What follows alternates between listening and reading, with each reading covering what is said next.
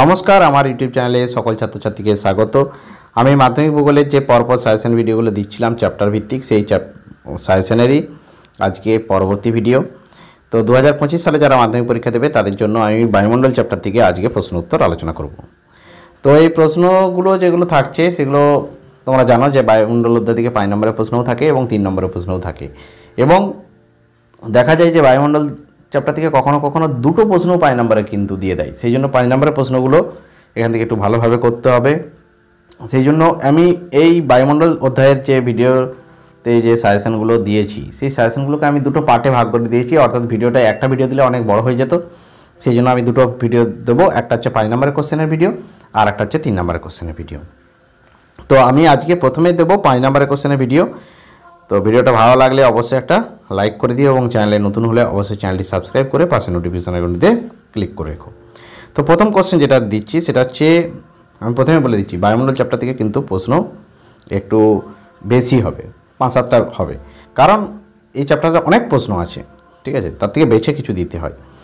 তো বায়ুমণ্ডলের যে চাপের তারতম্য বা বায়ু চাপের তারতম্যের কারণগুলি আলোচনা করো। 3টে স্টার আছে মানে বুঝতেই পারছো, যারা আগের ভিডিও দেখেছো তারা জানো একটা স্টার মানে হচ্ছে যতটা ইম্পর্টেন্ট, 2টো স্টার মানে তার থেকে বেশি ইম্পর্টেন্ট, এবং 3টে স্টার মানে আরও বেশি ইম্পর্টেন্ট। এইগুলো 3টে স্টার থাকা মানে ফার্স্ট চয়েস, প্রশ্নটি খুব গুরুত্বপূর্ণ কোশ্চেন।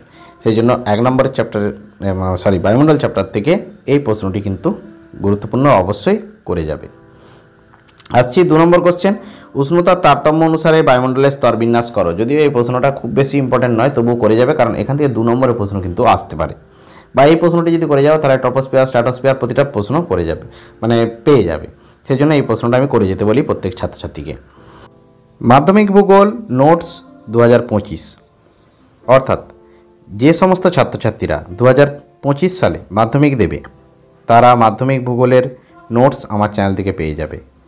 মাধ্যমিক ভূগোলের সম্পূর্ণ সিলেবাসের উপর অধ্যায়ভিত্তিক নোটের জন্য এবং তার সাথে সাজেশনের জন্য নিচের দেওয়া হোয়াটসঅ্যাপ নাম্বারটিতে যোগাযোগ করো। হোয়াটসঅ্যাপেই তোমাদের নোটের ফিস এবং নোট নেওয়ার পদ্ধতি জানানো হবে। নোট ফ্রি অফ কস্ট নয়, ফিস দিয়ে নোট নিতে হবে। এরপর আসছি 3 নম্বর, পৃথিবীর বায়ুচাপ বলয়গুলি সৃষ্টির কারণ ব্যাখ্যা করো। খুব বেশি গুরুত্বপূর্ণ নয়, সেই জন্য একটা স্টার দিয়েছি, কিন্তু গুরুত্বপূর্ণ, সেই জন্য একটা স্টার দিয়েছি। বায়ুচাপ বলয়ের সৃষ্টির কারণ যদি পড়ে তাহলে অবশ্যই কিন্তু চিত্র আলোচনা করবে, মানে চিত্রসহ আলোচনা করবে, নচেত কিন্তু নাম্বার পাবে না। ক্লিয়ার? তারপর সেটা হচ্ছে পরিচলন বৃষ্টিপাতের বর্ণনা দাও। বৃষ্টিপাত থেকে মোটামুটি একটা করে কোশ্চেন প্রতি বছরই থাকে, সেটা 5 নম্বরে থাকুক বা 3 নম্বরে থাকুক। 5 নম্বরের প্রশ্ন যদি থাকে তাহলে পরিচলন বৃষ্টিপাতের বর্ণনা সবচেয়ে বেশি গুরুত্বপূর্ণ 2025 সালের ছাত্রছাত্রীদের জন্য। সেই জন্য পরিচলন বৃষ্টিপাতের বর্ণনাটা অবশ্যই করে যাও, কারণ আমি এখানে দেখতেই পাচ্ছ 3টে স্টার দিয়ে দিয়েছি। আমার নোটেও আমি চিত্রসহ আলোচনা করেছি, সেই জন্য আমি বলবো যে এখানে চিত্রসহ আলোচনা করবে। ক্লিয়ার? আসছি পরের কোশ্চেন, যে নিরক্ষীয় অথবা মৌসুমী জলবায়ু অঞ্চলের অবস্থান এবং বৈশিষ্ট্য লেখো। দুটো জলবায়ু বা দুটো প্রশ্নকে আমি একসঙ্গে দিয়ে দিয়েছি, হয় নিরক্ষীয় আসবে নাহলে মৌসুমী আসবে। যদি নিরক্ষীয় আসে, মানে নিরক্ষীয়টাই প্রথমে দিয়েছি কারণ নিরক্ষীয়টা আসার সম্ভাবনা বেশি, মৌসুমী জলবায়ুও আসতে পারে, ঠিক আছে।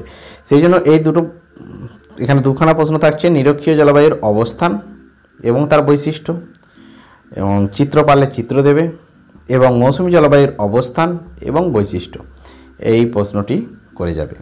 ক্লিয়ার? আসছি পরবর্তী কোশ্চেন, চাপ বলয়ের সঙ্গে নিয়ত বায়ু প্রবাহের সম্পর্ক লেখো। এটা ছোটোবেলা থেকে পড়ে আসছো, প্রশ্নটা গুরুত্বপূর্ণ বা ইম্পর্টেন্ট কোশ্চেন, সেই জন্য বায়ুচাপ থেকে প্রশ্ন আসলে এটাও কিন্তু আসার সম্ভাবনা থাকে, যে চাপ বলয়ের সঙ্গে নিয়ত বায়ু প্রবাহের সম্পর্ক।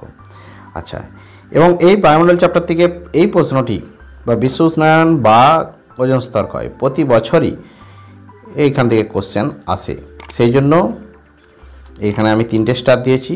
ওজোন স্তর ক্ষয়ের প্রভাবগুলি কিন্তু খুবই গুরুত্বপূর্ণ, অবশ্যই দেখে যাবে। পরের কোশ্চেন আসছি, যে পৃথিবীর নিয়ত বায়ু প্রবাহগুলির উৎপত্তি এবং গতিপথ চিত্রসহ আলোচনা করো। ঠিক আছে, পৃথিবীতে যে প্রধান 3 প্রকার নিয়ত বায়ু রয়েছে, সেই নিয়ত বায়ুগুলো কীভাবে উৎপত্তি হয় এবং তার গতিপথ, এবং সেখানে একটা চিত্রসহ আলোচনা করতে হয়। বায়ুচাপ বলয়গুলোকে দিয়ে, বায়ুচাপ বলয়গুলো থেকে তোমাদেরকে চিত্রসহ আলোচনা করতে হয়, যে বায়ুচাপ বলয়গুলোকে আঁকবে, তারপরে বায়ু প্রবাহের গতিগুলোকে তীরচিহ্ন আকারে দেখাবে, ঠিক আছে। নচেত কিন্তু এই প্রশ্ন পড়লে নাম্বার দেবে না, সেই জন্য চিত্রটা অবশ্যই এখানে করে যেতে বলি। এবারে বায়ুর উষ্ণতার তারতম্যের কারণ, এটা এখানে উষ্ণতার তারতম্যের কারণ বলতে আমি প্রশ্নটা এভাবেই দিয়েছি, বায়ুর উষ্ণতার তারতম্যের কারণগুলি কী কী, দুটো স্টার দিয়েছি, মানে এটাও কিন্তু ইম্পর্টেন্ট আছে। ক্লিয়ার? আসছি পরের কোশ্চেন, যে শৈলোৎখাপ বৃষ্টিপাতের বর্ণনা। এই শৈলোৎখাপ বৃষ্টিপাতের বর্ণনা কিন্তু অতটাও গুরুত্বপূর্ণ নয়, তবে দেখে যাও আসতেও পারে। ঠিক আছে, 2025 সালের জন্য প্রশ্নটা খুব একটা যে বেশি গুরুত্বপূর্ণ বলবো সেটা নয়, তবে যারা মানে একটু বেশি পড়াশোনা করো বা ভালোভাবে পড়াশোনা করো বা 95% মার্কস আশা করো তাদেরকে বলবো এই প্রশ্নটিও করে যেও, কারণ প্রশ্নের কথা তো বলা যায় না।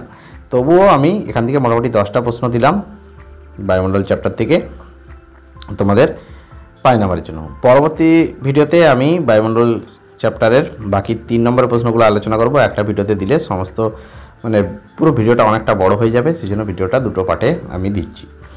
তো ভিডিওটা এখানে শেষ করছি।